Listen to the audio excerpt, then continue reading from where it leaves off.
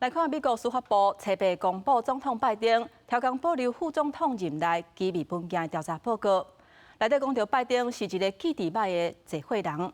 这个消息一日出来，拜登是真罕见随召开记者会来陪会。不过，伊个记者会却是三讲四唔对，互这个问题是愈背愈讲袂清啊。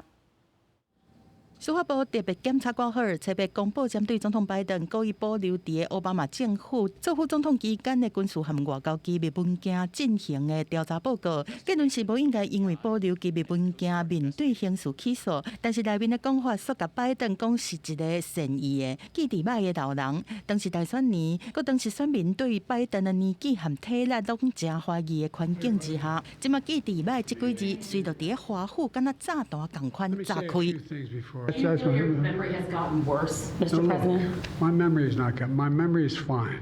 拜登专程在回答记者的问题，表情是拢真歹。对调查报告内面讲到，伊家己袂记得过去做副总统的日期，和物件破译伫个2015年调研过身的日子。拜登是气甲讲赫尔凭什么敢讲这件代志？佮讲这完全和赫尔无关系。伊嘛讲迄天伊是无用在处理哈马斯攻击以色列的国际重大危机，但是为着要满足美国人民知影代志的权利，伊才抽5点钟和检方做面对面的访谈。但是咧讲以下加插 危机的过程的时阵，说个埃及总统塞西讲作是墨西哥总统。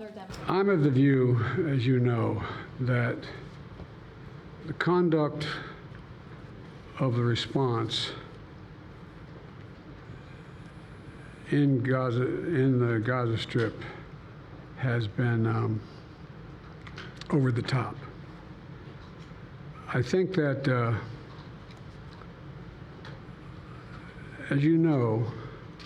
Initially, the president of Mexico, Sisi, did not want to open up the gate to allow humanitarian material to get in. 为着要澄清记者的问题，拜登是真罕的伫个半暝开记者会，但是伊偏偏佫讲唔对，互记者的问题是愈讲愈火。公司新闻王慧文编译。